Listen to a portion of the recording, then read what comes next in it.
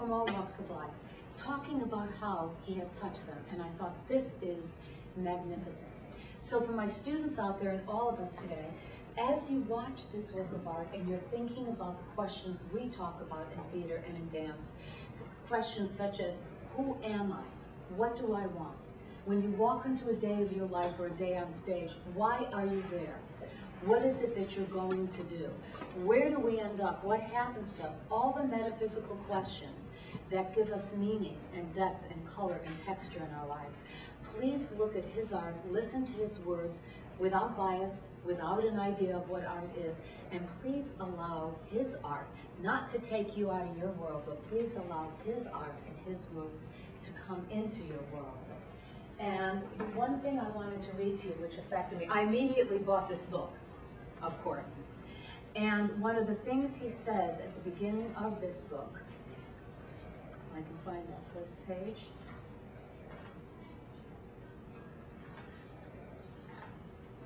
Oh, John, no, I'm not going to find it.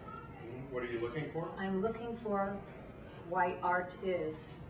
Oh. What makes art? It's a really big question.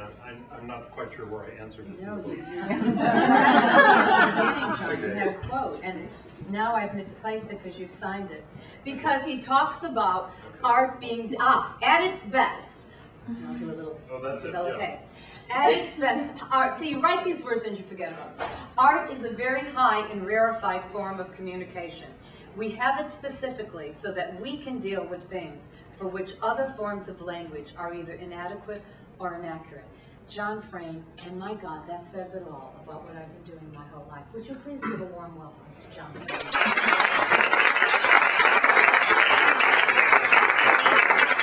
Thank you, Jan, for bringing me here. I've been doing this for a very long time. I'm by nature a very shy, very introverted, very private person, but in recent months especially I've been asked to come out repeatedly to talk about what I do. The show that appeared at the Huntington about a year ago has stimulated a lot of interest, and what Jan said about people coming out and having something profound hit them that they simply did not expect has altered my life pretty dramatically. And so I'm here to try and talk about that as best I can with the provisionary comment that it's my core belief, what Jan just read there, it's my core belief that we have the arts really quite specifically to be able to talk about things that we can't talk about to one another. Even your most intimate conversation with your closest friend, your closest family member, you can get very deep, but even with those deep conversations, we go to here. The arts deal with things that are further down, that are outside of that zone. And they're profound. I mean, they're things that are really compelling to think about, to look at. When I come from a very working class, a very lower class kind of household, the first time I saw a work of art, which happened at the age of 17, I happened to see an Ingmar Bergman film, I knew that there was something so powerful there. And it was the first time in my life, actually, that I felt connected to another human being. I felt the presence of another person who saw the world in the same way that I saw the world. Now, those of you who are familiar with Ingmar Bergman, it's not an easy vision, it's quite a dark vision of the world, but very beautiful, very profound, and not on the surface. I mean, if you look at the surface of a Bergman film, for example, there is a story, a kind of a story, but the art of that story is outside of the story that's being told. It's outside of language, and that's what the arts have to do for us. I believe absolutely in the importance of the arts. Now, how this works with your students, by the way, this has been a great visit for me. I didn't know what to expect with high school students. I do not dumb down my language. I do not drop concept levels for anybody, whether it's your elementary school, middle school, high school, college. The audience, the educated audience, people who love art, people who don't know anything about art, what I say about it will always be the same. Because it's what I absolutely believe. Your students have been just superb. They asked great questions, they were attentive, they were well-mannered. I've done a few talks at the university level where I didn't get anything remotely like the respect that I'm getting here. Now, whether people were coached about this particular visit or whether that's the nature of the student population here, wow, how fortunate you are, both as parents, as faculty members, and the students. Ultimately, you have a great group of students who are clearly being given very important skills with which to enter the world. And I think it's courageous on the part of Jan and on the part of the faculty who invited me into the rooms to allow me to have my say, because as I said, I don't alter anything for them. Some of the things, you may have heard a few things, I'm not sure, where I challenge the students, not challenging them, you know, to do something on a personal basis, but I talk about the things that are truly meaningful to me. And some of those are kind of scary concepts, you know, they're things having to do with mortality, with how we deal with the issue of mortality as living beings and specifically as artists. And they have something to do with the world that we live in now, how complex this world has become, how difficult it is, especially for them as potentially budding artists, people who might want to do this with their lives. They have to be prepared to do that. To do that successfully requires a lot of foundational material, and the sooner they get those materials, the better. And they need to hear it from somebody like me. Occasionally, I've done it for 35 years, I've been through all of the ups and downs of the life of a working studio artist, and it's important for me to be able to share that honestly with your students, and I've been welcomed to share that honestly here, so thank you for that. What I would like to do, I'm going to give you just a tiny bit of background information that will hopefully give you a better understanding of what you're going to see. As a young person, as I said, I was in a kind of a lower class, a working class household here in Southern California. I had no exposure to the arts in my home, none, not one stitch of the arts. I didn't even know that they existed. But I knew that something existed in me that was craving an acknowledgement in the world. And it took leaving home and seeing that Bergman film to realize that there was an externalization of the world that I felt inside. From that time until the age of 30, I was looking for the kind of artist that I would become. It took 13 years actually for me to realize that I was a sculptor. It's taken another 35 years to realize that I'm actually a filmmaker, strangely enough, and I just realized it here with your students. My initial aspiration was to do what Bergman did, and I looked at how he made films and I said, I can't possibly do that. I have no money, no education, no people, no skills. How can I do that? So here I am 35 years later, I'm actually making films. Now I'm not doing that on his kind of level or anything remotely like that. But interestingly, the world of technology has changed in such a way that all of the technical requirements to make a feature film are accessible to one individual who chooses to learn that technology, to acquire it on the physical level, and then to put it together into a unique form. What you will see here will not be anything, I suspect, like you've seen before. It's meant to be a work of fine art. It does not tell a story. If you can open yourself to thinking of it more as either a visual poetry or classical music, you'll be better prepared to experience it. No one goes to a classical music performance at Disney Hall and turns to the person next to them and says, what do you think that's about? What was that about? We know what it's about because we get it down in here someplace. And that is, I think, really where all of the arts get us. They get us in this location that's outside of language, so you kind of have to let go of language, let go of your thought process to be able to absorb what I'm doing here. When I do any kind of public speaking, I live a very monastic lifestyle. I never come out.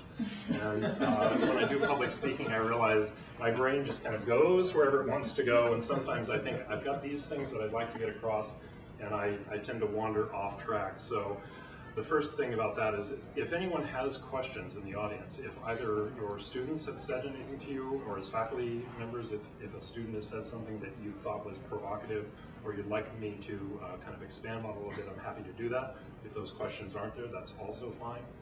But I think what we'll do now is cue the film. We're going to get the house, I don't know how we get the house lights down, but we need to get house lights down.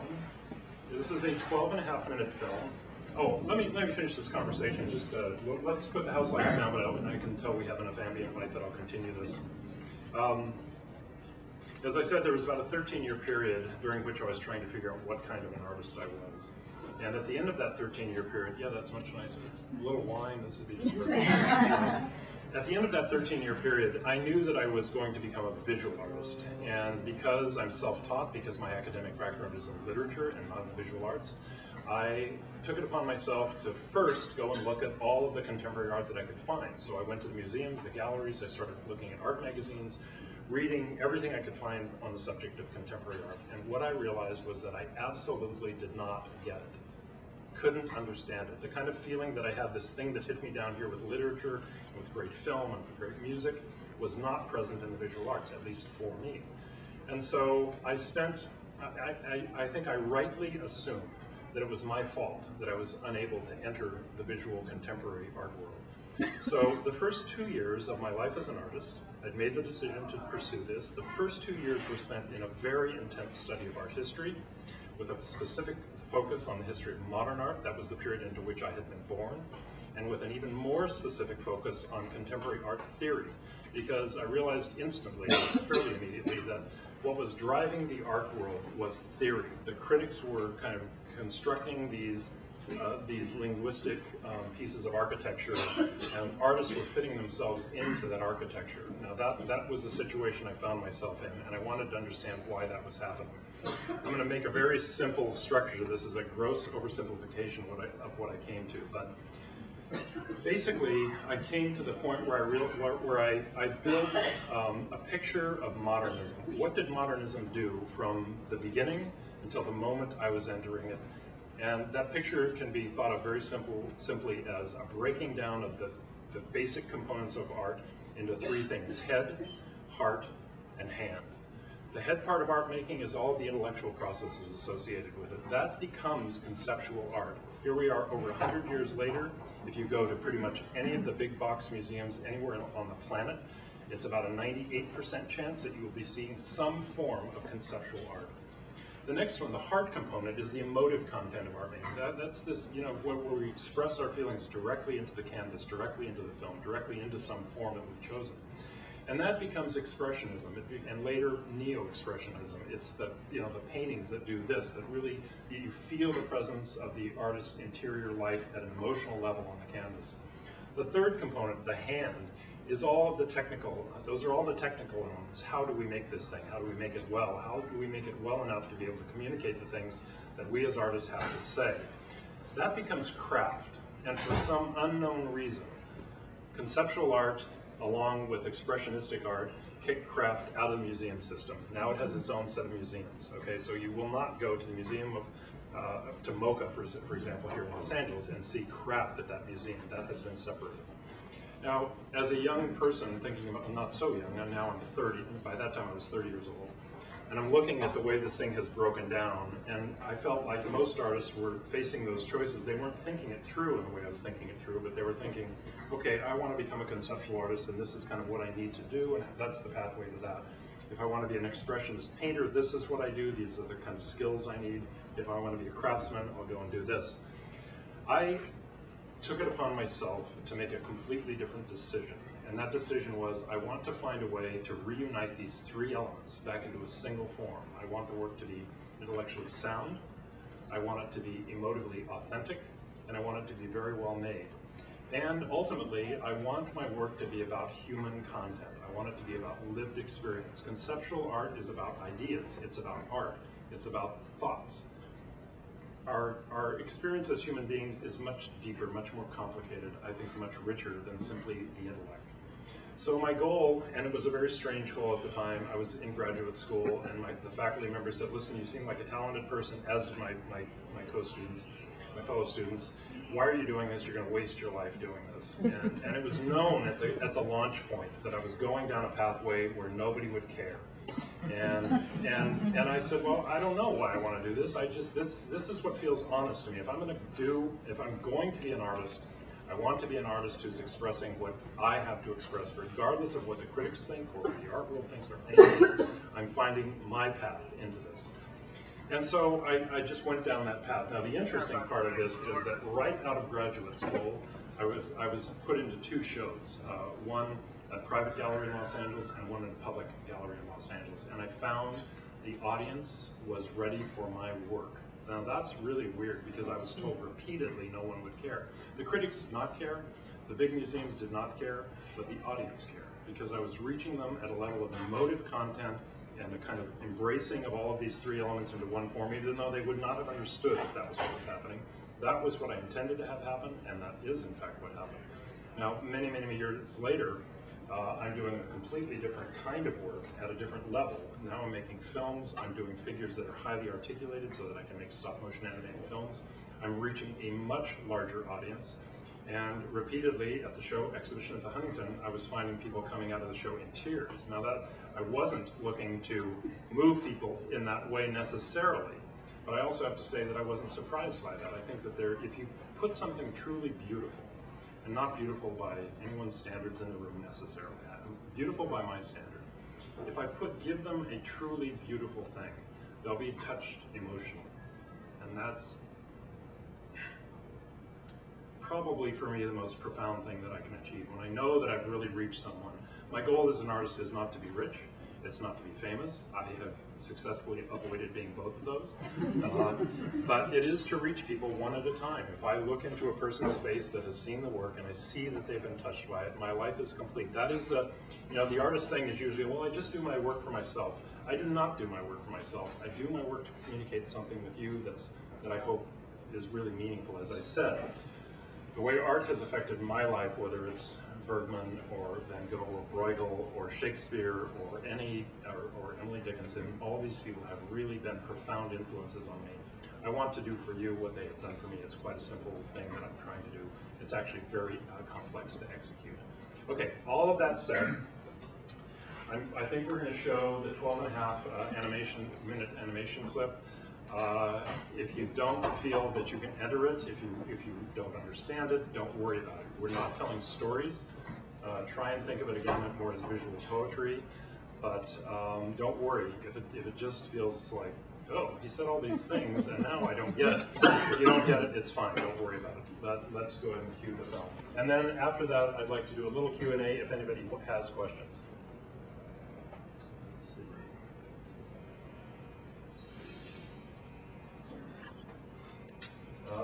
It's something of a distant approximation. If you're interested in seeing it, you can download it free. A part of what I'm doing is that all of the film work that I present is free to the public. I load them to my website. They're completely embeddable and downloadable for free to anyone.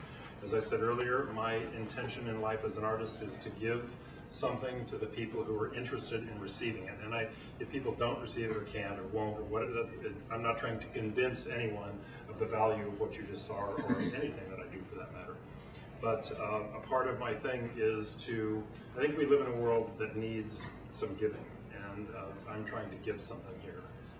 Like it or not like it, as you will. Now, are there any questions? And if there aren't, there's not a problem for me. We can do just get up and mingle and talk a little bit, or I can say thank you very much. It's been great to do. Whatever you would like to do, I'm available for it. Any questions? Yes? I know we talked at the museum, and I think this audience would be fascinated to know how you came up with this concept. Okay, really good question. Very key, very important question. Okay, as I mentioned earlier, at the age of about 30, I sort of looked at the art world as it was constituted at that moment in time and decided to take a very different pathway.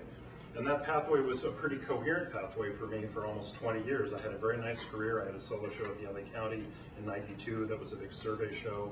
I had good quality exhibitions in galleries. I had a major good quality gallery in LA. I sold everything I made. I sold every piece I made from 1980 until the year 2000. I'm not attached to my work. I don't want to keep it. I make it not for myself. I make it to share with you. And so everything went along very nicely, very smooth. And I was sort of looking at my future as this kind of, okay, I've got a really nice career. I like my life. I like my family. It's all very nice. About the year 2000, something happened. It was actually coming a couple of years before, but by the year 2000, I was in trouble. I was coming to that thing that every creative person fears, which is a really substantial block. And that block got really big really fast. It was I could watch this wall in front of me growing. And, or the other metaphor is that I felt like I was in a box that was shrinking. And the more I struggled with that, the worse things became. And so I tried absolutely everything. I did different materials, different techniques. Throughout an entire year's worth of work, I worked on a full year, came in the studio one day, looked at it and thought, this is junk, took it out to the dumpster and got rid of it. It was very liberating to do that. But I tried everything. I closed my studio in Los Angeles. I had a really large studio. I had a very intense group of friends, fellow artists who also spent time in my studio. A community of artists was very important to me, so I gathered around me a group of like-minded artists, people who at about the same time, around 1980, had looked at the system and said, that's fine, that's what that is, but I want to go here.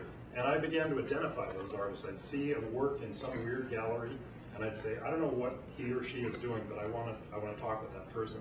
And so we created a circle of people who spent a lot of time together.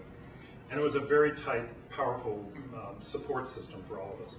And I had to leave that behind. I had to eventually close the system. I was so heavily blocked. So I closed the studio downtown, pushed my friends away, and went up to the mountains full time. And I was there for that 5-year period in a horrible state of block, discomfort, tearing my hair out. Nothing was working. At the end of 5 years of that, I said, I can't continue. I'm no longer an artist. This thing I've tried to give my life to is now over. And when I said that and meant it, I really, because I struggled with, can I fool myself into thinking something else, but it didn't work. When I said it and meant it, it was an incredible relief. Actually, a moment where I just thought, you know, I don't know what the impression of artists is among you or in our culture, but I think the image is that we are people who get to go to the studio and have fun and have a lot of cappuccino and a lot of free time. That's a total nonsense. To really do art at a very high level is incredibly demanding. I work way more hours than most people who have a day job. I work on the project I'm about to tell you about. I work 12, 14, 18, 20, 24 hours a day on this thing. So at that point where I gave up completely, within a matter of days, I went to bed at about 1 o'clock in the morning, and at about 2 o'clock in the morning, I felt this something touched me. And I awakened. I was not in a dream state, I awakened. I now know that the state that I'm about to describe to you is called the hypnopompic state. It's a state where we are bridged between the dream world and the waking world. Some people call it lucid dreaming. But technically you have this, usually it's a momentary suspension where as you're waking up, you catch a kind of a backward glimpse of the dream or the dream world. In my case, I awakened suspended there. And in that state of suspension, I saw a complete new world, something I'd never seen before. It had my figures, not figures I'd seen, but I knew they were mine, and they were moving in space. So, okay, the first thing is, okay, I see these things, I know that I'm going to be doing stop motion animation because the figures, they're moving. So I'm changing from being a static sculptor to being a moving, making objects that will move. And what I saw was a world unlike anything else. It had its own architecture, it had its own art forms, it had a landscape kind of background to a lot of the stuff that I was seeing that I'd never seen before. It was familiar, but I couldn't define quite what it was. There was an overarching story present. There was a story with a very significant and clear beginning, a lot of action in the middle, and a clear ending. I knew the story. If I saw a character in this state, I knew who the character was, I knew where they came from, I knew what the relationship between this character and that character was. Somehow I understood those relationships, I understood their personal history, and it was all clear. I had dialogue, I had set design, I had fabric, I had clothing design, and I simply watched that world for about 4.5 or 5 hours. So between 2 o'clock in the morning and about 5:30 or 6 in the morning, I was simply observing and trying to memorize this world that I was seeing. At about 5:30 or 6, my wife awakened and I asked her if she would bring me paper and pencils, which she did, and I started to write. I simply wanted to capture that world that I had seen. And I thought, you know, 3 or 4 pages and I'll capture this.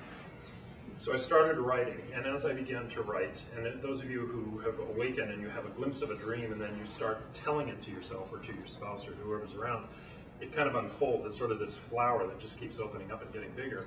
As I was writing, it expanded, and it kept expanding. Now, I've only had 1 hour of sleep, so I wrote for 2 or 3 hours.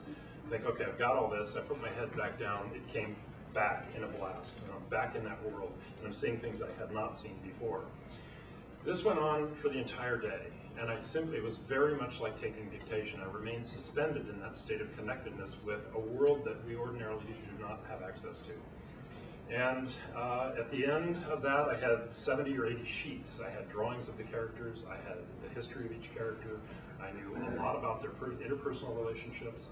I had this whole culture, the history of this culture, which was maybe could be drawn metaphorically from our culture, but it's a unique culture. And I started to work on that the following day. And the show that you saw at the Huntington was the result of 5 years of working to bring that vision from that state into a physical state in the world. So what you just saw on the film, I build the characters myself, I create the sets myself, I light the work myself, I photograph the work myself. I have an assistant, actually Carrie Haskell, back in the corner there, put your hand up, actually helps me with working on editing photographs and things like that. I animated the work initially by myself. I knew that I would need high technology to be able to do this whole thing. And so the first thing I did was I went out to a patron of mine. I said, I need a lot of money to do this project. It's a very big project. It's going to be very expensive. What I want to do is kind of sell you these objects as I make them, but you don't get to have them. and he said, let me get this right. And so I explained it. And by that time, I had a little really cranky, crude animation piece. And I said, okay, let me show you what this does. And I sat down with him at a table, and I showed him the animation. He said, what am I looking at? I don't get it.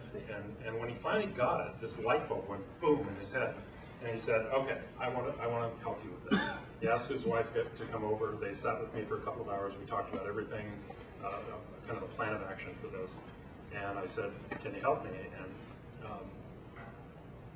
basically, he wrote a check to fund 5 years of work right on the spot. And so I was given an incredibly great gift, an incredible kind of freedom. Artists simply do not get this kind of freedom. Some people have wealthy families, some people have spouses that make a lot of money, whatever it is. But to have a gift from a patron who is not your family member, somebody just says, I'll give you a lot of, it was not a little bit of money, it was a lot of money to get this started, was an extraordinary gift. Unfortunately, he passed away before we completed it.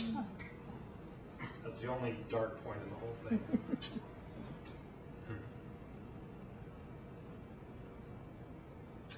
It's an interesting phenomenon. When I do artist in residence things, I talk so much to so many people that I get sort of emotionally exposed, let's say.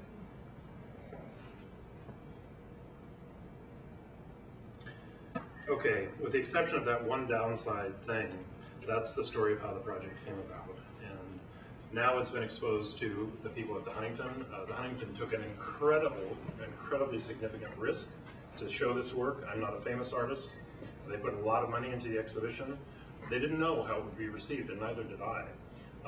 They said maybe 7,000 to 10,000 people would see it. Maybe we'd sell about 750 catalogs. 30,000 plus people saw it. Many of them were deeply impacted by it. We sold the first entire printing of the book out. We sold the second entire printing of the book out. They were just totally astonished by what happened. Now it's at the Portland Museum. It's showing opposite Mark Rothko, a major mid-20th century artist. Big draw to the museum. Thousands of people are flying in from New York because it's an historic presentation of the Rothko work. Many of the pieces have not been seen by the public. And so Rothko is downstairs in the big gallery, and I'm upstairs. And that's fine, because I'm piggybacking on Mark Rothko, one of the greats of the mid-20th century. And what's happening up there is that people are going to see the Rothko, and then they're ending up upstairs. They're spending half an hour downstairs. They're being locked into my show for 45 minutes to an hour. And the input at the museum is really powerful toward my work. Now I'm not comparing myself to Rothko, I don't care about the comparison at all, but I believe that what I've created is powerful enough to stand against that work and to hold its own. That's the point. And so again, it's just, it may be a foreign kind of a set of forms. Ultimately, it's meant to be shown as an entire collection of things. If you go to the Portland Art Museum between now and May 27th, you'll see all of the characters, you'll see the sets, you'll see a working theatrical stage that I built for the purpose of the project. There are about 100 objects on that stage. It's a coherent kind of installation piece. And the most powerful ability for this work to reach people is when all of those things are mixed together. You see the objects, you walk through this space, you hear the music. I wrote the music for this. You hear the music playing in the background. And then you go around a corner, and here are the full film and a really nice presentation playing with a loop, which is kind of looped against a background film. My studio, a few of my thoughts about art making. And what happens is people go through, they see all these static objects, they see the film, they realize that all the objects they just looked at moved. So they come back into the room and they re-examine all those objects. So there's this kind of, the statistics in museums are really abysmal. The average time that a museum visitor spends in front of any work of art is under 7 seconds, 3 to 7 seconds, that's it. I'm catching people in my space for almost an hour. Now 20 minutes of that is film, but that still means I've got 40 minutes of people standing in there. That's almost a minute per object. Now a minute isn't a lot of time, but by museum standards it's a heck of a lot of time. And I believe, really, I believe it's because I've invested the work with this deeply humanistic content. Again, you get it, you don't get it, I'm not trying to convince you. But a certain percentage of the population is really receiving that, and that's what's bringing people back. So I'm getting people coming back 3, 4, 5, 7, 8, 10 times to see the work. And so that's where we are today. Yes, another question. I just want to say to the audience, I think the missing a bit of information is that you have to see this exhibit because every component of each of those statues is composed by him raw ingredients, and they're mobilized, they're mechanical. And the other thing he didn't explain is how he does a shoot, is he actually sets up each shot, and I would want you to explain. Yeah, it's stop motion animation. Amazing. And by the way, anybody who needs to or would like to leave, I will not be in any way offended. Please go if you'd like to. If you want to stay and ask questions, I'm here. As I was with your students, I'm here to serve them. I'm here to answer your questions. I was here to answer their questions. I'm not here to do anything for myself per se. I just want to answer the questions. How many people know about stop motion animation, how it is? And a lot of you. Okay, I'm going to keep it super simple then, so we don't repeat too much. If I want to have a character walk across the stage, ordinarily what you would do is you would bolt this foot to the platform so that this leg and foot are free to move, and you'd shoot maybe 12 or 14 click, click, click, click, click, click, click, click, click, click, click, click, click. When the foot hit, you would bolt this foot down, unbolt this one, you should start shooting pictures again. Click, click, click, maybe 20 more pictures, depending on how fast that figure is going to walk. So that's how you build it. When we see a film in a movie theater, we're watching 24 frames per second. So what I'm doing is building a film by shooting 24 frames for each second of film, but each shot is a still. So between the first shot and the second one, I'm moving the figure 1 to 3 millimeters. The lighting has to, everything has to be kept kind of unified so that it feels convincing that this character is moving in a real space. It takes 1,440 individual photographs to make 1 minute of film. So you just saw 12 minutes of film. I can't do the math, I'm not smart enough to do that, but it's thousands of photographs. And then those are, we leave, unlike most people who work with stop motion animation, we leave most of our footage on the floor. Now, if you said that to somebody making Fantastic Mr. Fox or Coraline or any of the big animation studio products, they'd say you're nuts. You don't leave anything on the floor. Every shot is geared up in advance so that you don't waste the time required to do this. I have the incredible freedom of saying, no, I can leave as much footage on the floor as I want. In the montage section of this, you're seeing bits of about 12 different scenes that we filmed start to finish. I didn't like any of them when they were finished. They didn't read poetically for me. So I said to Johnny, who is my editor, my son-in-law also, and a certified Final Cut editor, just cut out the good, just give me the good stuff that's in there. Find a way to put these things together that makes sense visually, that's compelling. And he did it. He's a brilliant editor. Anybody who has jobs for young and up and coming editors, he's a great editor, truly a great one. I think he's destined for greatness.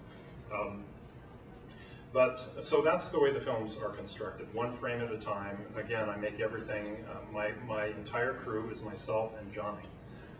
My wife Laura has helped us with some of the sewing because we also make all the costumes. And one of our daughters has helped a bit with some of the sewing. That's about it. And Carrie has helped with photography. So it's really a tiny, tiny crew. The crew is meant to be a kind of cottage industry crew. We love each other, we work together as a family, and we're all dedicated to maintaining the quality level of what we do from start to finish. Every single frame has to be something we're happy with. Any other questions? Yes, Jan? Margaret, you go ahead first. I actually have 2 questions, and they're completely unrelated. Okay. I wanted to know how you learned to do music composition, as I really loved it. Okay, thank you. And I saw the exhibit.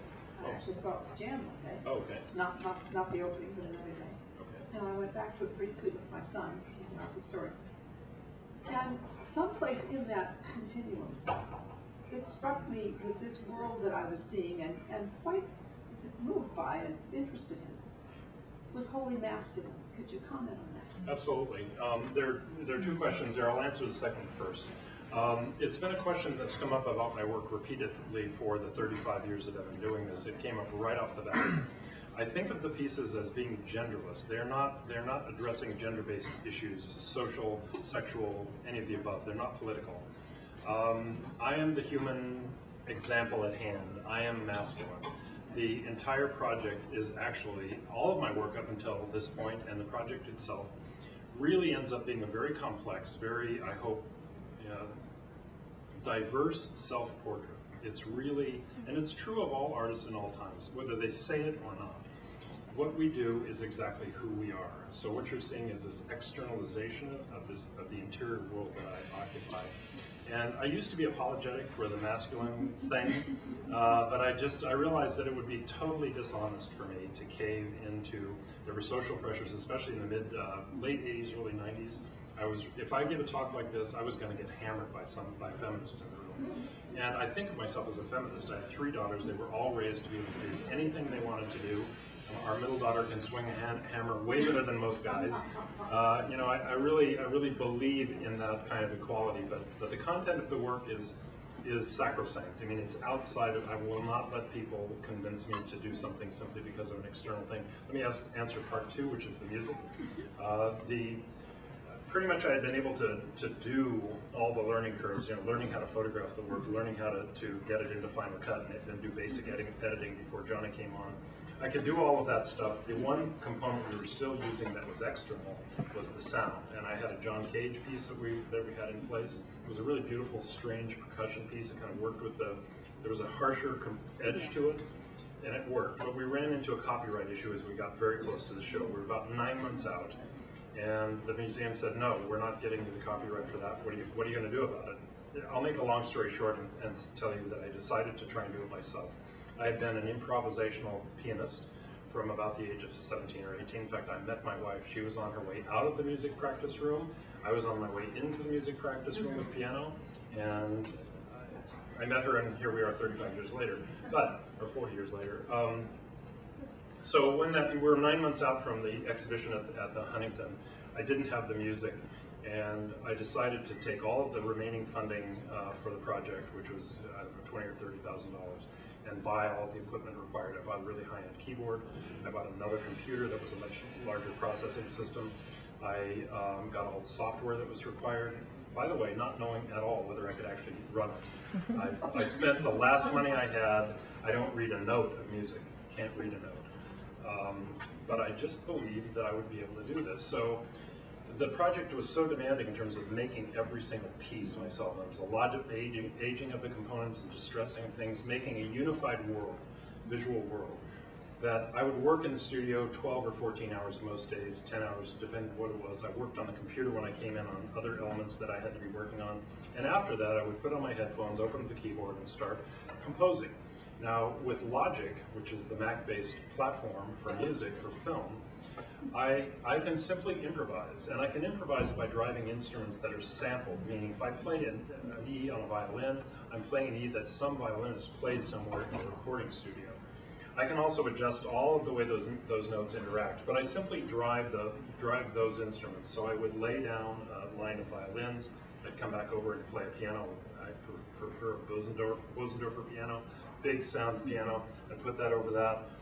Bring in some English horns, and I just kept doing those. And by the time we got to a few weeks before the show, we were ready to cut the sound in, and I gave Johnny about 18 or 20 of these things. They were just improvisations. I said, I don't know what you can do with this, but cut it.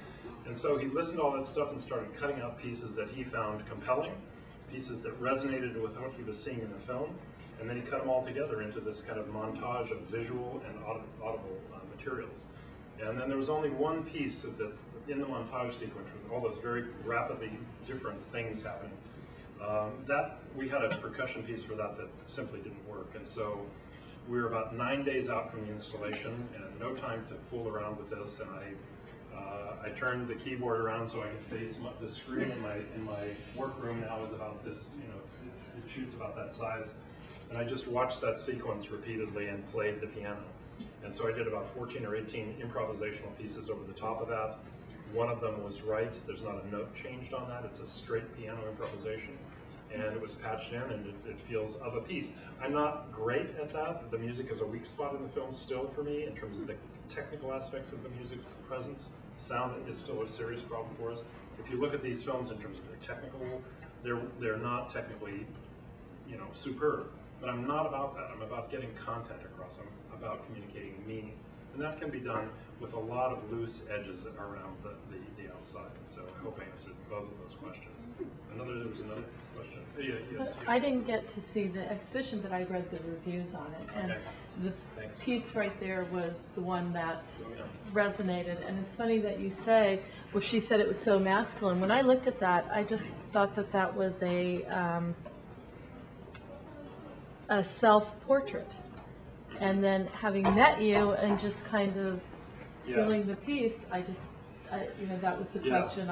But you answered it in basically answering to her Yeah. that Again, that is a self-portrait, that Yeah. particular piece. And that one's the closest to a true self-portrait. I don't like to think that I look like that, but I probably think that I do look like Well, that. you feel like it. Yeah. It's more an emotive portrait, of course, but still, it looks more like me than any of the other characters. There are characters, you know, when I was a static sculptor, I had to try and get as much of myself into each individual piece because it carried me forever. Once you put something in a work of art, it's there forever. You cannot go back and change it really.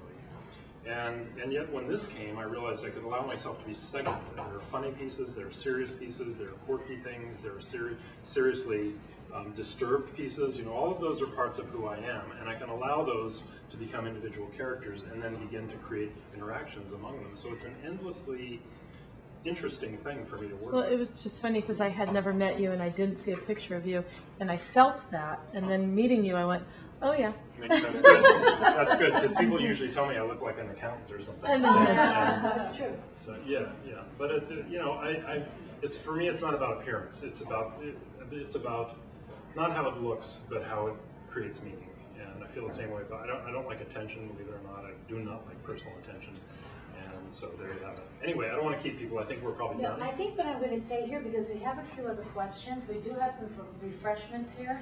Why don't we get up, mill around? You may ask John a few more questions if you like, if he's able to give us a few more minutes of time. Oh, yeah. And I thank you for being here, and Mr. Fenn, you for being here so long.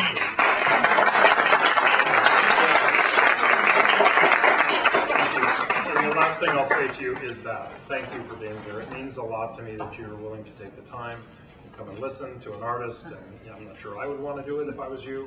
So thank you for taking the time and for being so attentive. I really, really appreciate it. Okay.